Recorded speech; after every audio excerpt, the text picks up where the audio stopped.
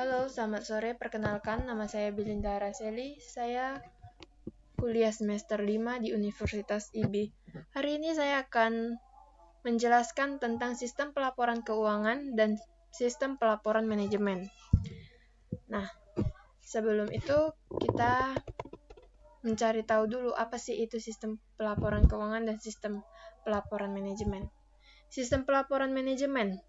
Sistem pelaporan manajemen atau Management Reporting System atau MRS menyediakan informasi yang diperlukan oleh manajemen untuk merencanakan dan mengendalikan aktivitas bisnis.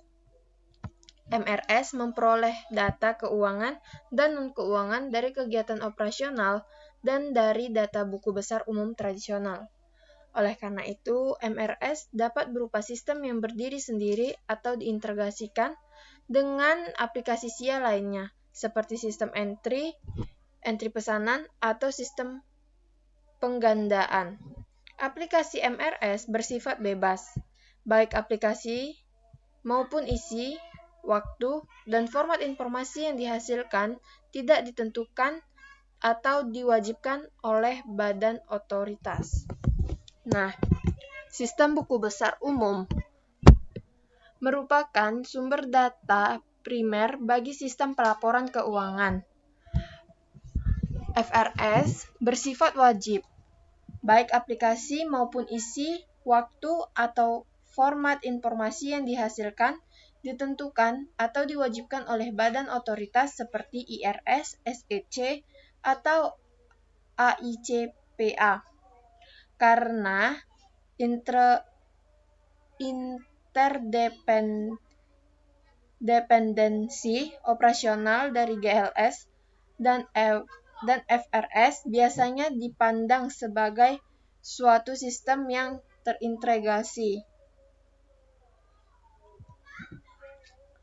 Sistem buku besar atau General Ledger System. Sistem buku besar sebagai suatu pusat yang terhubung ke sistem-sistem lainnya dalam perusahaan melalui arus informasi. Siklus transaksi memproses peristiwa individual yang dicatat dalam jurnal khusus dan akun buku besar pembantu. Rangkuman transaksi-transaksi ini mengalir ke dalam GLS dan menjadi sumber input untuk sistem pelaporan manajemen atau MRS dan FRS. Kumpulan informasi yang mengalir ke GLS berasal dari subsistem siklus transaksi. Kita masuk ke voucher jurnal. Sebuah voucher jurnal yang dapat digunakan untuk mewakili rangkuman transaksi yang berupa atau satu transaksi yang unik, mengidentifikasi jumlah keuangan dan akun buku besar umum yang dipengaruhi, transaksi rutin, jurnal penyesuaian, dan jurnal penutup. Semuanya dimasukkan ke buku besar umum dari voucher jurnal. Karena voucher jurnal harus disetujui oleh manajer yang bertanggung jawab. Voucher jurnal menyediakan pengendalian yang efektif terhadap jurnal buku besar umum yang tidak diotorisasi. Kita masuk ke basis data GLS. Basis data GLS terdiri dari beberapa file. File-file ini bervariasi atas satu perusahaan dengan perusahaan-perusahaan lainnya, yaitu sebagai berikut.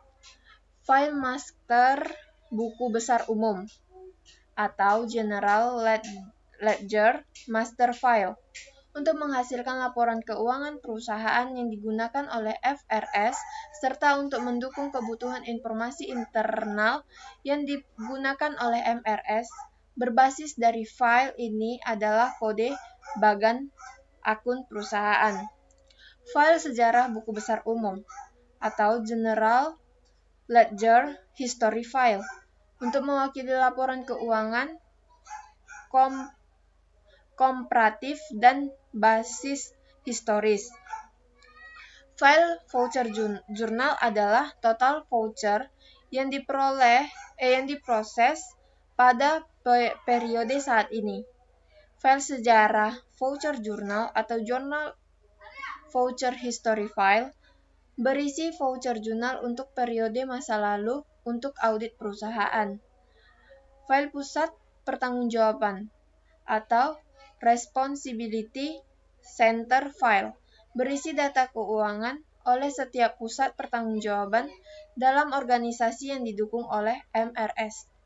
File master anggaran atau budget master file berisi data anggaran oleh setiap pusat pertanggungjawaban dalam organisasi yang digunakan oleh MRS. Kita lanjut ke prosedur GLS. Voucher jurnal mengalir dari sistem pemrosesan, transaksi, dan sumber lainnya ke Departemen Buku Besar Umum. Secara rutin, ini semua merupakan rangkuman transaksi dari akun-akun buku besar pembantu dan jurnal-jurnal khusus yang berada di siklus transaksi.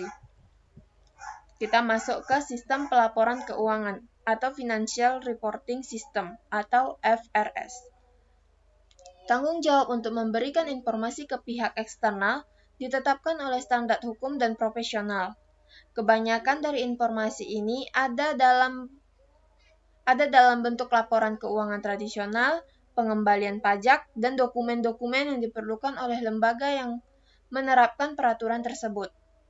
Penerima utama dari informasi laporan keuangan adalah para pengguna eksternal, seperti pemegang saham, kreditur, dan pejabat pemerintah. Secara umum, dapat dikatakan bahwa para pengguna informasi luar tertarik dengan kinerja perusahaan secara keseluruhan. Oleh karena itu, mereka memerlukan informasi yang memungkinkan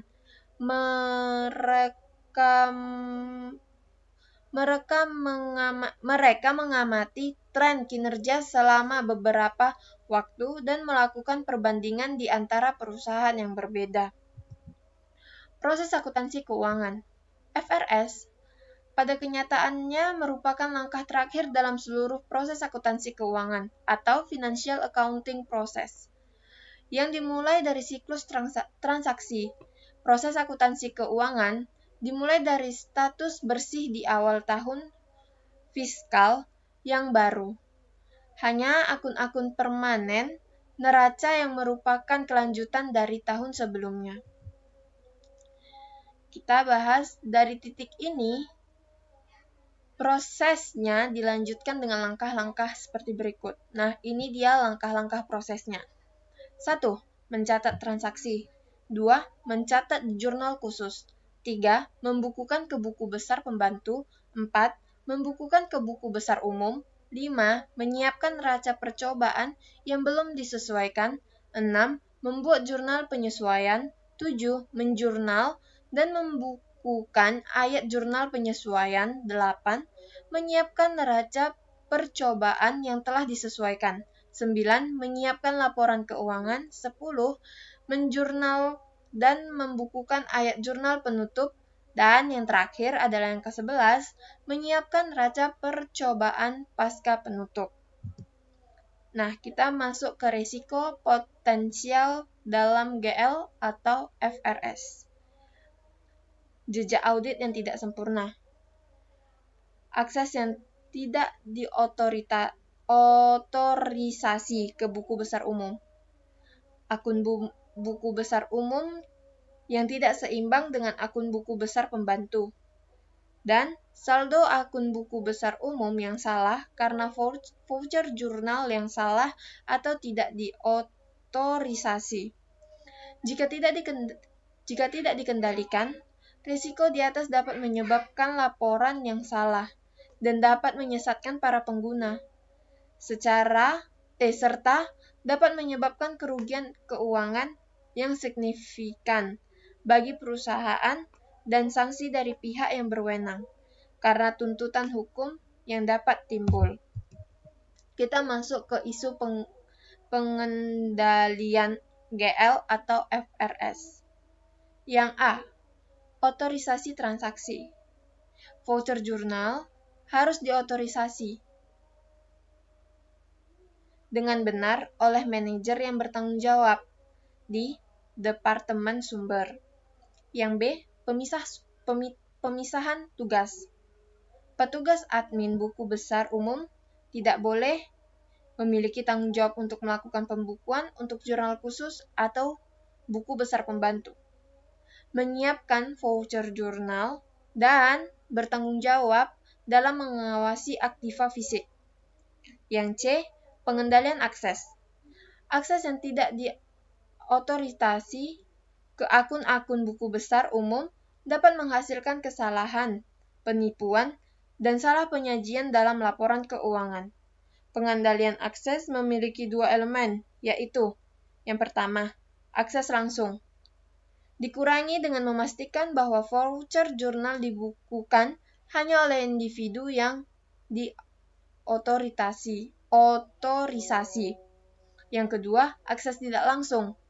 Dikurangi dengan pemberian nomor dan pencatatan dokumen-dokumen pada sumbernya. Yang D, catatan akuntansi. Jejak audit adalah jaringan dokumen, jurnal, dan buku besar yang didesain untuk memastikan bahwa suatu transaksi dapat secara akurat ditelusuri melalui sistem tersebut dari awal sampai di posisi akhirnya. Yang E, verifikasi independen.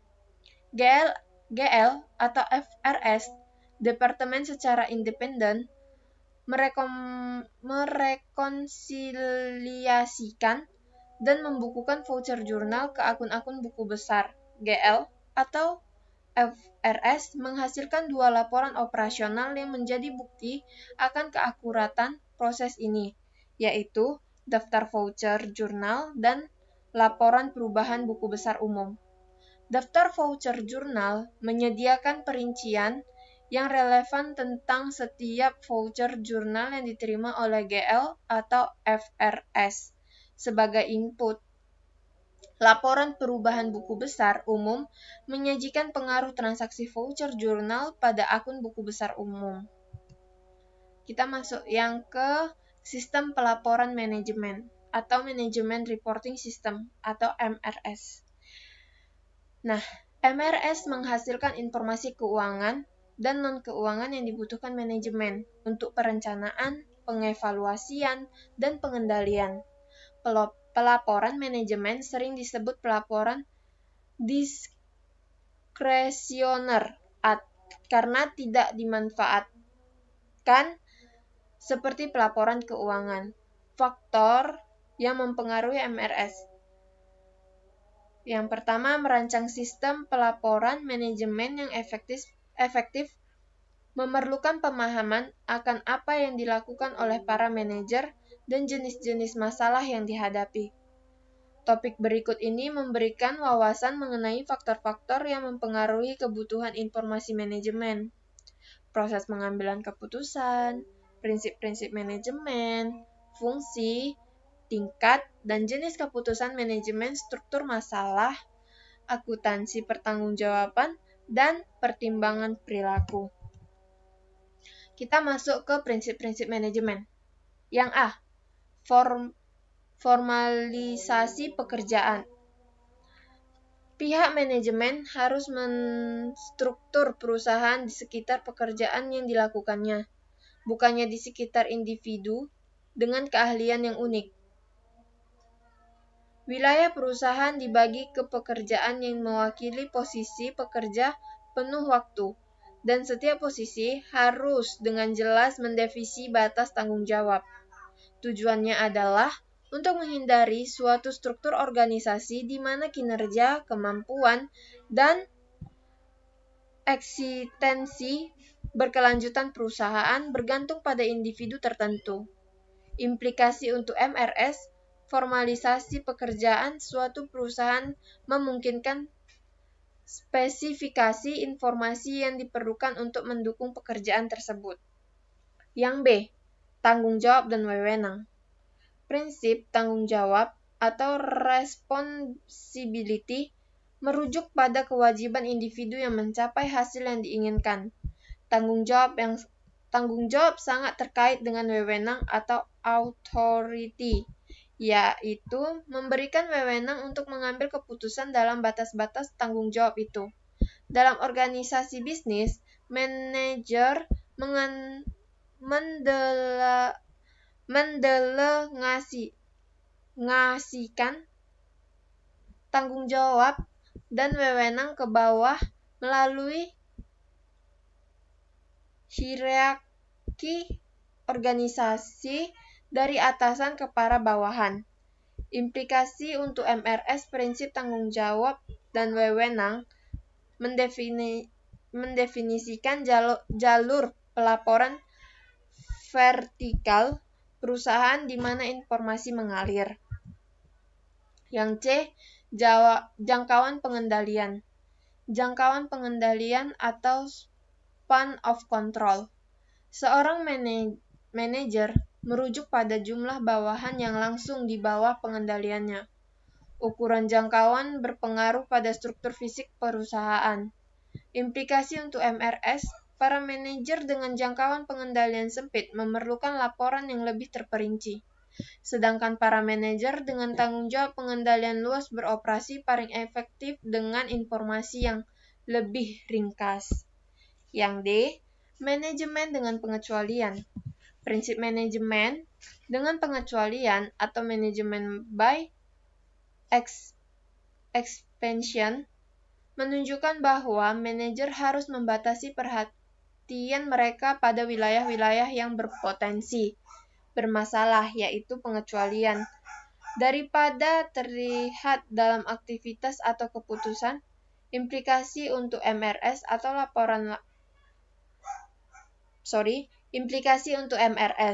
Laporan-laporan harus mendukung manajemen dengan pengecualian melalui pemusatan perhatian pada perubahan faktor-faktor kunci yang menunjukkan gejala ada masalah. Perincian yang tidak perlu dapat mengalihkan perhatian ke fakta-fakta yang seharusnya tidak ada di laporan. Kita masuk ke fungsi, tingkat, dan jenis keputusan manajemen. Fungsi perencanaan dan pengendalian manajemen secara mendasar mempengaruhi sistem pelaporan manajemen. Fungsi-fungsi perencanaan berkaitan dengan pengambilan keputusan tentang aktivitas akan datang dari suatu perusahaan, yaitu keputusan jangka panjang atau jangka pendek. Perencanaan jangka panjang melibatkan berbagai pekerjaan, termasuk penetapan tujuan perusahaan, rencana pertumbuhan dan ukuran optimal perusahaan, dan memutuskan tingkat diversifikasi di antara produk-produk perusahaan. Perencanaan jangka pendek melibatkan implementasi rencana-rencana tertentu yang diperlukan untuk mencapai tujuan rencana jangka panjang. Fungsi pengendalian memastikan bahwa aktivitas-aktivitas suatu perusahaan sesuai dengan rencana. Pengendalian yang efektif mengambil tempat dalam kerangka waktu saat ini dan digerakkan oleh informasi umpan balik yang memberi saran pada manajer tentang status kegiatan operasional yang sedang dikendalikannya. Nah, ini dia. Ada keputusan, perencanaan, dan pengendalian sering diklasifikasikan dalam 4 kategori. Yang pertama, keputusan perencanaan strategis. Para manajer tingkat atas melakukan keputusan perencanaan strategis termaksud. Yang pertama, menetapkan maksud dan tujuan perusahaan. Kedua, menentukan ruang lingkup aktivitas bisnis. Yang ketiga, menentukan atau memodifikasi struktur organisasi. Dan yang keempat adalah menetapkan filosofi manajemen. Nah, ini keputusan perencanaan strategi memiliki ciri sebagai berikut. Yang pertama, kerangka waktunya jangka panjang. 2, informasi yang lebih ringkas.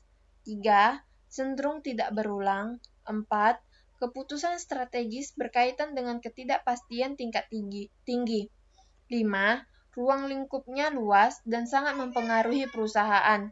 6, keputusan strategis memerlukan sumber informasi eksternal maupun internal.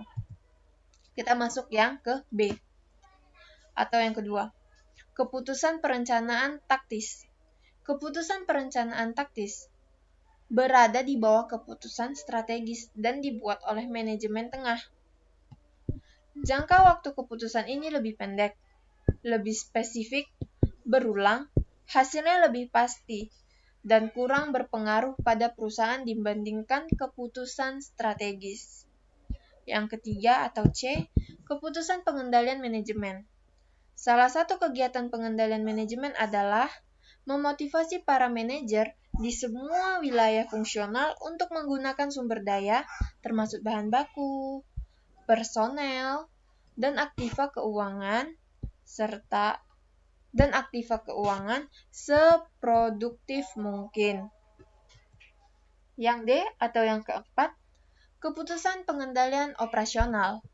Pengendalian operasional memastikan bahwa perusahaan beroperasi sesuai dengan kriteria yang telah ditetapkan sebelumnya. Keputusan pengendalian operasional lebih sempit dan lebih terfokus daripada keputusan strategis dan taktis, karena berkaitan dengan pekerja operasional rutin. Keputusan pengendalian operasional memiliki 3 elemen dasar, yaitu yang pertama, standar merupakan tingkat kinerja yang ditetapkan sebelumnya yang diyakini oleh para manajer dapat dicapai. Misalnya, volume penjualan, pengendalian kualitas terhadap produksi, biaya barang persediaan, penggunaan bahan baku dalam proses produksi produk, dan biaya tenaga kerja dalam produksi. Setelah ditetapkan, standar menjadi dasar evaluasi kinerja. Yang kedua, evaluasi kinerja. Pengambilan keputusan membandingkan kinerja operasional yang dipertanyakan dengan standar yang ada. Perbedaan di antara dua hal ini disebut varian. Jika aktual lebih besar dari standar, varian dikatakan tidak menguntungkan.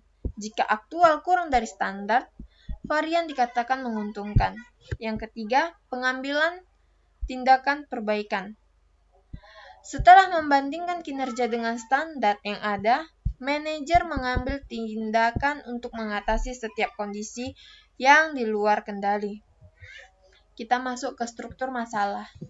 Struktur suatu masalah mencerminkan seberapa baik pengambilan keputusan memahami masalah tersebut. Struktur masalah memiliki 3 elemen. Yang pertama, data dan nilai yang digunakan untuk mewakili faktor-faktor yang relevan dengan masalah tersebut. Yang kedua, prosedur urutan, langkah-langkah atau peraturan keputusan yang digunakan untuk memecahkan masalah. Yang ketiga, tujuan hasil yang diinginkan oleh pengambilan keputusan dengan memecahkan masalah tersebut. Ketiga elemen tersebut diketahui dengan pasti. Masalah akan terstruktur. Masalah tidak terstruktur. Masalah tidak terstruktur adalah masalah yang tidak memiliki teknik solusi tertentu. Kebutuhan data tidak pasti. Prosedurnya tidak spesifik. Atau tujuan solusi belum sepenuhnya dikembangkan. Kita masuk ke jenis pelaporan manajemen. Laporan merupakan saran formal untuk membawa informasi kepada para manajer. Laporan manajemen dapat dibentuk fisik sesuai dengan yang diinginkan atau dibutuhkan oleh penggunanya. Dapat berupa dokumen kertas atau gambar, elektronik yang disajikan di terminal komputer. Dapat berisi informasi verbal, numerik, atau grafik, atau bahkan kombinasinya. Tujuan laporan. Laporan dikatakan berguna apabila memiliki kandungan informasi. Nilainya adalah dampak terhadap para pengguna. Ada 2 tujuan pelaporan umum. Yang pertama, mengurangi tingkat ketidakpastian yang berkaitan dengan suatu masalah yang dihadapi pengambilan keputusan. Yang kedua, mempengaruhi perilaku pengambilan keputusan dengan cara yang positif. Laporan yang gagal mencapai tujuan ini berarti kurang kandungan informasinya dan tidak bernilai. Yang B atau yang kedua, pelaporan terprogram.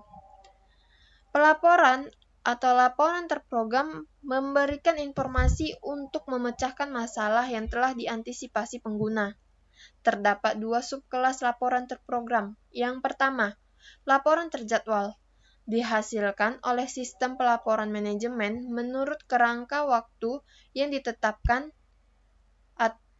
baik harian, mingguan, kuartal, dan sebagainya. Yang kedua, laporan menurut permintaan. Digerakkan oleh peristiwa, bukan oleh kerangka waktu. Yang C, atribut laporan atau yang ketiga atribut laporan. Agar efektif, suatu laporan harus memiliki atribut. Atributnya sebagai berikut. Yang pertama, setiap elemen informasi dalam suatu laporan harus mendukung keputusan manajer. Yang kedua, laporan harus diringkas sesuai dengan tingkat manajer dalam mengakhiri perusahaan. Dalam hierarki perusahaan. Yang ketiga, berorientasi pengecualian. Laporan-laporan pengendalian harus mengidentifikasi aktivitas yang beresiko keluar dari pengendalian dan harus mengabaikan aktivitas yang di bawah pengendalian. Informasi dalam laporan harus bebas dari kesalahan yang Informasi dalam laporan harus bebas dari kesalahan yang mengganggu. Yang kelima, informasi harus selengkap mungkin. Yang keenam, tepat waktu. Informasi yang harus tepat waktu yaitu cukup lengkap dan akurat. Lebih berharga daripada informasi yang sempurna tetapi terlambat untuk digunakan. Yang ketujuh, informasi dalam suatu laporan harus disajikan sesingkat mungkin. Oke, kita bakalan masuk yang keempat, yaitu pelaporan khusus. Manajer dengan latar belakang komputer terbatas dapat dengan cepat menghasilkan laporan khusus dari terminal atau komputer Miko tanpa bantuan tenaga profesional pemrosesan data. Informasi adalah inti dari operasi bisnis, dan manajer dapat menggunakan data yang disimpan untuk memperoleh wawasan berharga tentang bisnis mereka. Sumber data ini ditampung untuk mendukung kebutuhan pelaporan khusus melalui konsep pengalian data. Pengalian data adalah proses memilih, mengeksplorasi, dan memodelkan sejumlah besar data untuk membuka relasi dan pola global yang ada dalam basis data berukuran besar tetapi tersembunyi. Dua pendekatan umum untuk panggilan data, dua pendekatan umum untuk pengendalian data yaitu model verifikasi menggunakan teknik pengalian mendalam untuk memverifikasi atau menolak hipotesis pengguna. Yang kedua, model penemuan menggunakan pengalian data untuk menemukan informasi yang tidak diketahui tetapi penting yang tersembunyi dalam data. Ciri utama dari inisiatif pengendalian data yang sukses adalah gudang data dari arsip data operasional. Gudang data merupakan sistem manajemen basis data relasional yang telah didesain secara khusus untuk memenuhi kebutuhan pengendalian data. Kita masuk ke akuntansi pertanggungjawaban. Sebagian besar pelaporan manajemen melibatkan akuntansi pertanggungjawaban. Konsep ini menyatakan bahwa setiap peristiwa ekonomi yang mempengaruhi perusahaan adalah tanggung jawab manajer dan dapat dilacak ke masing-masing manajer. Yang pertama, penetapan tujuan keuangan atau proses anggaran. Proses anggaran membantu pihak manajemen mencapai tujuan keuangan dengan membentuk tujuan yang dapat diukur untuk setiap segmen perusahaan. Yang kedua, pengukuran dan pelaporan kinerja. Pengukuran kinerja dan pelaporannya dilakukan setiap segmen operasional dalam perusahaan. Yang ketiga, pusat pertanggungjawaban. Untuk mencapai akuntabilitas, aktivitas bisnis secara teratur, mengorganisasikan kegiatan operasi ke dalam unit-unit yang disebut sebagai pusat pertanggungjawaban. Bentuk yang paling umum dari pusat pertanggungjawaban adalah pusat biaya. Pusat biaya merupakan suatu unit organisasi dengan pertanggungjawaban terhadap manajemen biaya dalam batas-batas anggaran. Yang kedua, pusat laba. Manajer pusat laba bertanggung jawab untuk mengendalikan biaya dan menghasilkan pendapatan. Yang ketiga, pusat investasi. Manajer pusat investasi memiliki wewenang umum untuk mengembalikan keputusan yang secara mendasar mempengaruhi perusahaan.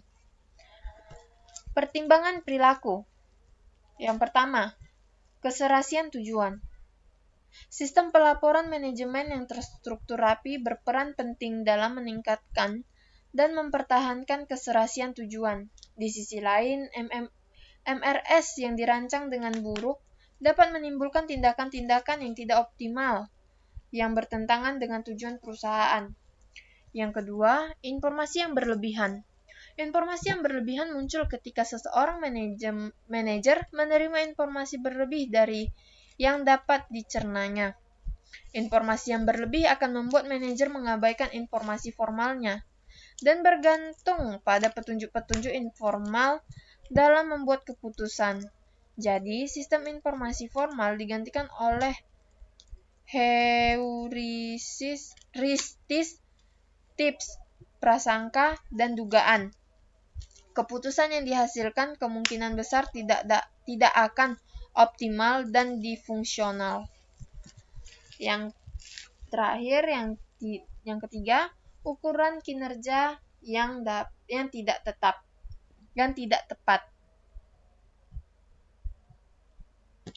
Salah satu tujuan laporan adalah untuk menstimulasi perilaku yang konsisten dengan tujuan perusahaan. Tetapi, ketika ukuran kinerja yang tidak tepat digunakan, laporan akan berpengaruh. Sebaliknya, pengukuran kinerja yang efektif mempertimbangkan semua aspek yang relevan dengan tanggung jawab seorang manajer. Selain mengukur kinerja umum atau seperti ROI, pihak manajemen harus mengukur tren variabel utama seperti penjualan, harga pokok penjualan, biaya operasional, dan tingkat aktiva. Terhadap ukuran non-keuangan yang menjadi indikator kinerja manajemen, termaksud kepemimpinan produk, pengembangan personel, sikap pegawai, dan tanggung jawab publik. Oke, sekian dari saya ucapkan terima kasih. Kurang lebih, dan kalau saya ada salah kata, saya minta maaf yang sebesar-besarnya. Terima kasih, selamat sore.